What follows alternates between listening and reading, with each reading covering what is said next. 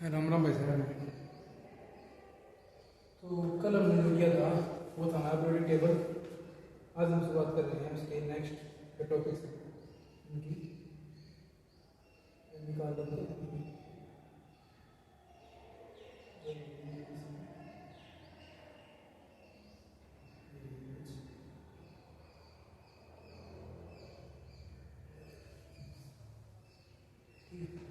ये है हमारी पीरियोडिक टेबल। 10th क्लास के सिलेबस में है तो नहीं, लेकिन डीएससी में दे रखा है इसको, तो करना तो बनता है, हमें तो करना ही पड़ेगा। देख लेते हैं भाई क्या रखा है इसके में। इसके लिए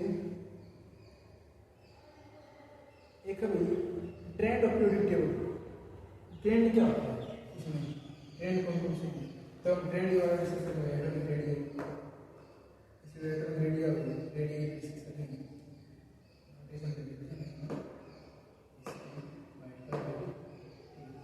एटॉमिक रेडियस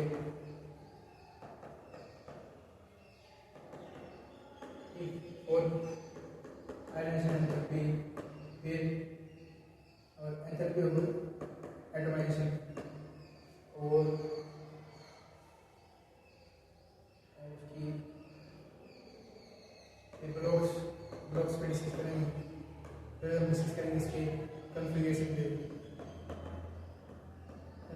डिस्कस कर देंगे। और हमें डिस्कस करना है इसके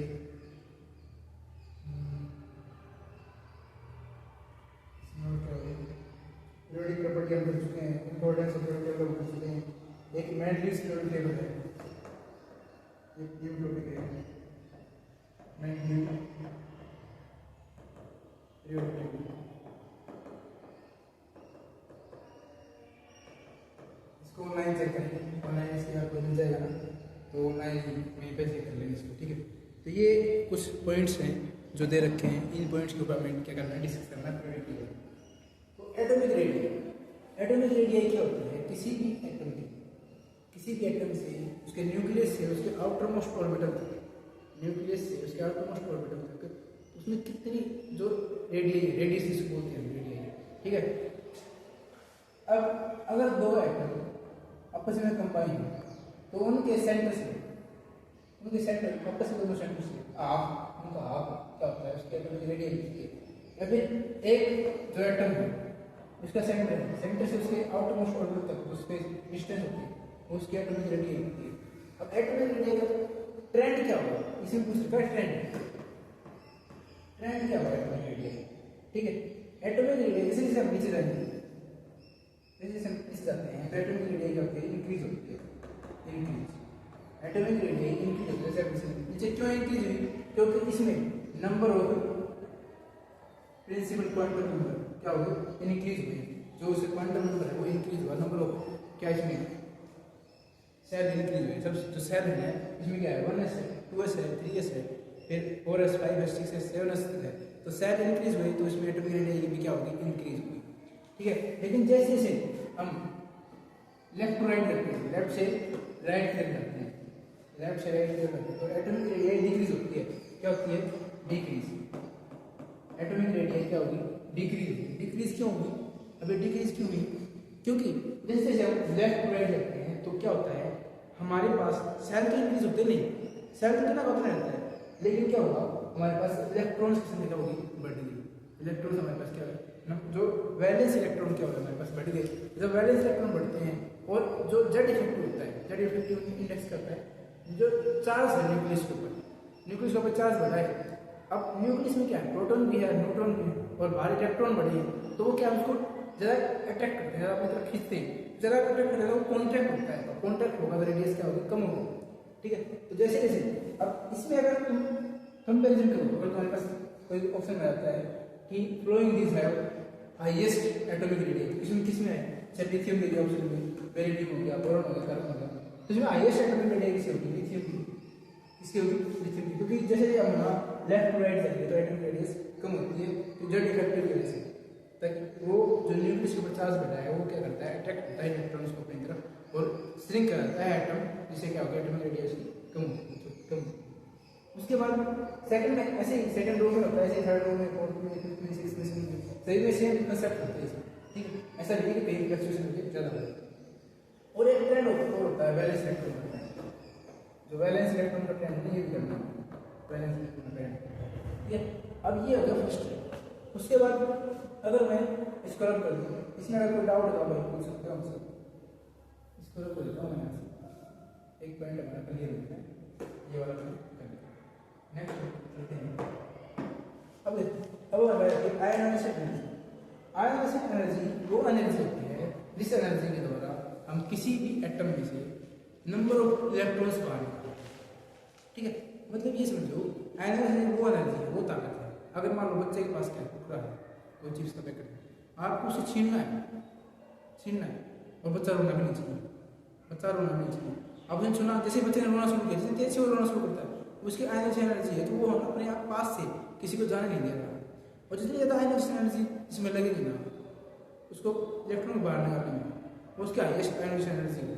जैसे जब हमारे फर्स्ट होते हैं, फर्स्ट ग्रुप होता है, एल्काइल मेटल्स होता है, एल्काइल होते हैं, उनकी आयनाइजेशन एनर्जी बहुत ही कम होती है। कितनी क्या शक्ति बहुत ही कम होती है। ठीक है, जैसे हम थोड़ी एनर्जी देंगे तो अपने आप से निकाल देंगे, क्या कर देंगे, अपने आप से निकाल देंगे। तो क्या होगा, इलेक्ट्रॉन निकाल देंगे क्योंकि पॉजिटिव है, पॉजिटिव चार्ज क्या निकाल देंगे, पॉजिटिव चार्ज। जैसे कि हम लेफ्ट टू राइट देंगे, लेफ्ट टू राइट देंगे तो आयनाइजेशन एनर्जी क्या होगी हमारी, बढ़ेगी, इंक्रीज होगी। लेफ्ट टू राइट देंगे तो आयनाइजेशन एनर्जी क्या होगी, बढ़ेगी। ठीक है, और जैसे जैसे हम लेफ्ट टू राइट देंगे आयनाइजेशन एनर्जी बढ़ेगी, और वैसे जैसे हम ग्रुप में ऊपर से नीचे जाएंगे तो क्या होगा, आयनाइजेशन एनर्जी यहाँ पे क्या होगा, इंक्रीज होगा डिक्रीज होगा, आप खुद बता सकते हो।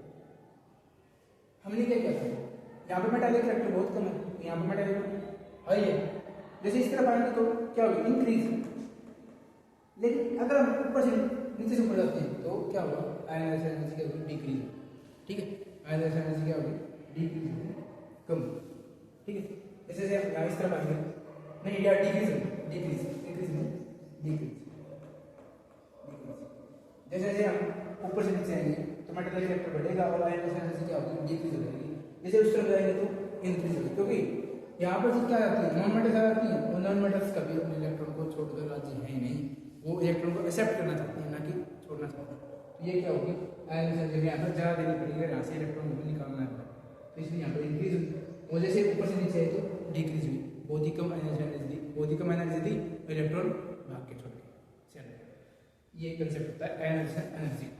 उसके बाद है इलेक्ट्रॉन एफिनिटी जो होती है हमारे पास, मतलब नंबर ऑफ, हम किसी भी एटम में कितने भी इलेक्ट्रॉन ऐड करवाना चाहते हैं। अगर इलेक्ट्रॉन को ऐड करवाना है क्या करना है, वो एनर्जी जिस एनर्जी के द्वारा हमें कहीं पर इलेक्ट्रॉन को ऐड करवाना हो, सेल में इलेक्ट्रॉन की एंट्री करवानी हो, उस एनर्जी को बोलते हैं एनर्जी एटमाइजेशन, या फिर एडिंग एनर्जी, या फिर इलेक्ट्रॉन नेगेटिविटी बोल सकते हैं उसको। क्या होगा, अगर इसके अंदर क्या इलेक्ट्रॉन ऐड हो पाएंगे नहीं, जितनी मेटल्स होती हैं वो क्या होती है, डोनर होती है, सेक्टर होती है। तो यहाँ से जैसे हम यहाँ से यहाँ बढ़ेंगे तो हमारे पास इलेक्ट्रॉन एक्टिविटी है, क्या होगी, इंक्रीज हो गया, डिक्रीज इंक्रीज होगी, क्या होगी, इंक्रीज। यहाँ पर बिल्कुल भी कोई लेके राजी नहीं है, तो इस तरह करेंगे तो सभी लेके खुश हैं। ठीक है, लेकिन जो हमारा ये वाला यहाँ पर है तो यहाँ पर क्या होगा, उसकी सडन ब्रेक मिलेगा उसको, क्योंकि ये ना तो लेके राजी है ना ही देगी, क्योंकि ये क्या है, इनर्ट, क्या है, इनर्ट। जैसे ग्रुप में ऊपर से नीचे आएंगे तो क्या होगा, डिक्रीज होगा। कैसे होगा, ये क्या होगी, डिक्रीज होगी। मतलब जैसे ऊपर थे ना तो इनके पास तो क्या हम फोर्स लगा तो डाल सकते हैं, लेकिन ये तो बहुत ज़्यादा मेटालिक हो गया ना, इनमें तो कितना फोर्स लगाओ तो क्या होगा, एनर्जी जो एफिनिटी है बहुत ही कम हो जाएगी। आप एनर्जी देते रहोगे, लेकिन ये कोई लेने के लिए कुछ है नहीं। और यहाँ पर क्या है, इस तरह से तो इंक्रीज होगी, लेकिन इस तरह तो डिक्रीज। ठीक है, समझ गए।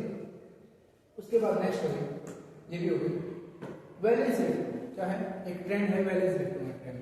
क्या होता है वैलेंस इलेक्ट्रॉन में, number of electron present in last और जो ऑर्बिटल होता है, आउटर मोस्ट ऑर्बिटल होता है, उसमें कितने वैलेंस इलेक्ट्रॉन प्रेजेंट है, उसको बोलते हैं वैलेंस इलेक्ट्रॉन का ट्रेंड। क्या होता है, पहले में एक है एक्स्ट्रा +1, यहाँ पर +2, यहाँ पर +3 +4।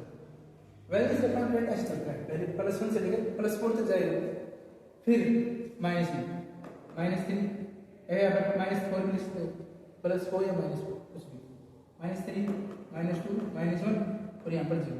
तो ट्रेंड ऐसे चलेगा बैलेंस इलेक्ट्रॉन का, प्लस वन से लेकर प्लस फोर या फिर माइनस फोर और वहाँ से जीरो तक, minus three, minus two, minus one और जीरो। ठीक है, तो ये चलता है बैलेंस इलेक्ट्रॉन का ट्रेंड।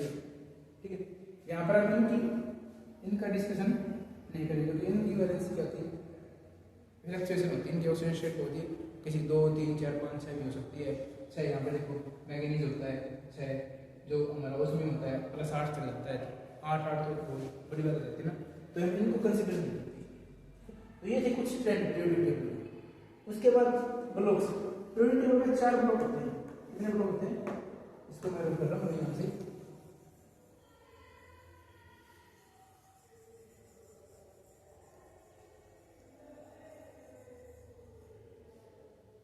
कितने ब्लॉक होते हैं, 4 ब्लॉक होते हैं। कौन कौन से ब्लॉक हैं, ये तो पहला ब्लॉक है, इसको बोलते हैं एस ब्लॉक, इस ब्लॉक को बोलते हैं एफ ब्लॉक, इस ब्लॉक को बोलते हैं पी ब्लॉक और इस ब्लॉक को बोलते हैं डी ब्लॉक। तो हमारे पास 4 ब्लॉक होते हैं एस ई डी एफ। क्या ब्लॉक कौन से ब्लॉक होते हैं, 4, एस ई डी एफ। इसका नाम एस ब्लॉक क्यों है, आप कंफ्यूजन करते हैं, इसका नाम एस ब्लॉक क्यों है, क्योंकि इसका लास्ट आउटमोस्ट ऑर्बिटल होता है, वो आउटमोस्ट इलेक्ट्रॉन होता है, वो एस ऑर्बिटल में आएगा, इसलिए इसका नाम है एस। इसमें देखो इसका 1s 1, 1s 2s 1, 2s 3s 1, 4s 1, 5s 1, 6s 1, 7s 1। ठीक, यहाँ पे इसका देखो, यहाँ पर 2s था, 2s 2, 2p 3s 2, तो s में दूसरे नंबर, s में किसने का दूसरे नंबर का, s ऑर्बिटल में 2 ही है, 2 इलेक्ट्रॉन है। फिर p में, ये p क्यों है, क्योंकि ये कौन सा हो जाएगा, ये 2 का था, तो ये 2 का होगा, 2p 1, 2p 2, 2p 3, 2p 4, 2p 5, 2p 6, और p में हमेशा 6 ही आते हैं, p में हमेशा 6 इलेक्ट्रॉन आते हैं। तो इसका ये इलेक्ट्रॉनिक कन्फर्मेशन करते हैं हम अफवाह प्रिंसिपल से। कौन से प्रिंसिपल से करते हैं, अफवाह प्रिंसिपल से करते हैं। ये हमारे सिलेबस में है नहीं, फिर मैंने ऐसे ही बता दिया तुम्हें। ठीक है, उसके बाद है मेंडलीव पीरियोडिक टेबल। कौन सी है, मेंडलीव्स पीरियोडिक टेबल। इसका आंसर करते हैं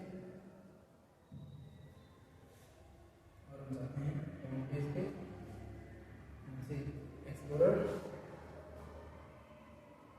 करके मेंडलीव्स, तुम देख कैसे समझ पाओगे। मेंडलीव पीरियोडिक टेबल, ये कौन सा है, डिमिट्रिव मेंडलीव्स, जिन्होंने अपनी पीरियोडिक टेबल दी थी उस टाइम, जो जितने इलेक्ट्रॉन, जितने तत्व, जितने एटम्स प्रेजेंट थे, उन सब की उन्होंने एक पीरियोडिक टेबल दी थी। इनका नाम है डिमिट्रिव मेंडलीव। इनका जन्म हुआ था 8 फरवरी 1824 को और 2 फरवरी 1907 को इनकी डेथ हुई। इन्होंने उस टाइम की जो मोस्ट एडवांस्ड, उस टाइम की मोस्ट एडवांस पीरियोडिक टेबल थी, इन्होंने बताई थी। उन्होंने क्या किया था, पीरियोडिक टेबल में एक पीरियोडिक टेबल में जैसे कॉलम रो बनाते हैं, उन्होंने वैसे कॉलम रो बनाए थे। उन्होंने क्या किया, कॉलम और रो को, ठीक है, अलग अलग भागों में बांटा। कॉलम, एक कॉलम में जैसे एक कॉलम है, कॉलम में एक बॉक्स है, सेल है, उस सेल के 2 पार्ट है, उस सेल के 2 पार्ट में अलग अलग एलिमेंट्स रखे हैं। और जो एलिमेंट रखे ना, इन्होंने कुछ एलिमेंट की जगह फिक्स छोड़ दी। छोड़ी क्यों बताइए, उन्होंने बताया कि यहाँ पर आगे फ्यूचर में डिस्कवरी होगी, जैसे एक्का एल्यूमिनियम, एक्का सिलिकॉन, उन्होंने बताया था कि यहाँ पर आगे एक्का गैलियम, उनकी डिस्कवरी आगे होगी, और वो आगे डिस्कवरी हुई। ये लिख दो,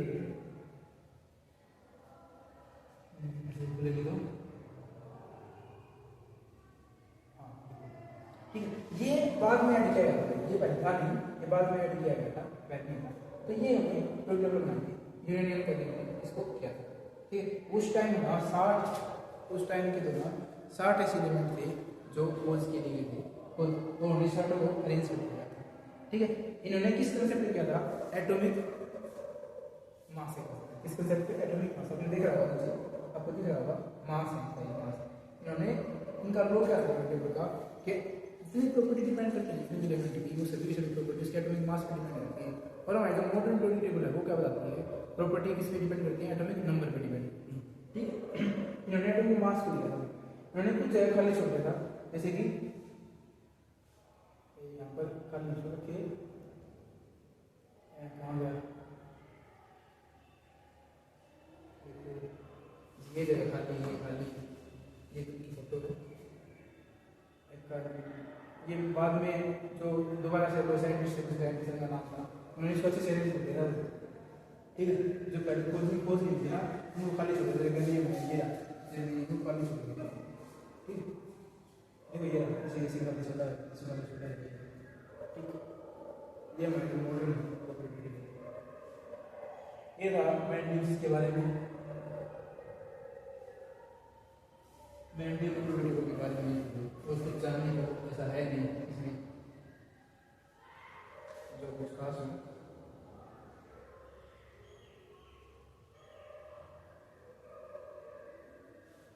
एटॉमिक वेट की होती हैं डेवलपमेंट की स्थिति, ठीक है।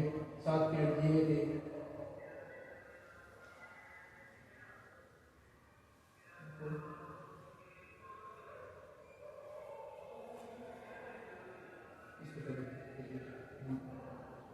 इतना ही बहुत है, बहुत ज़्यादा है इसमें कुछ है नहीं। अगर कुछ भी और भी मन करे तो मेंटली प्रोटेक्ट खोलना और वहाँ पे जाए, लिंक आपको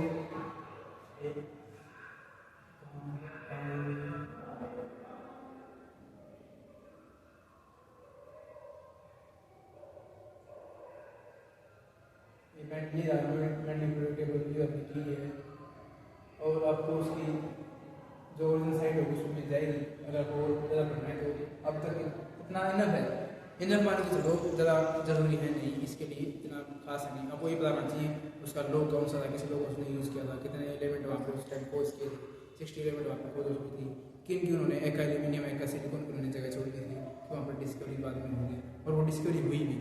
नाम किसका था, किसने खोज की थी, तो जो हमारे मेंटली थे, ठीक है, उन्होंने खोज की, और उसकी बात और कुछ है नहीं, तो यही है इसमें, ठीक है।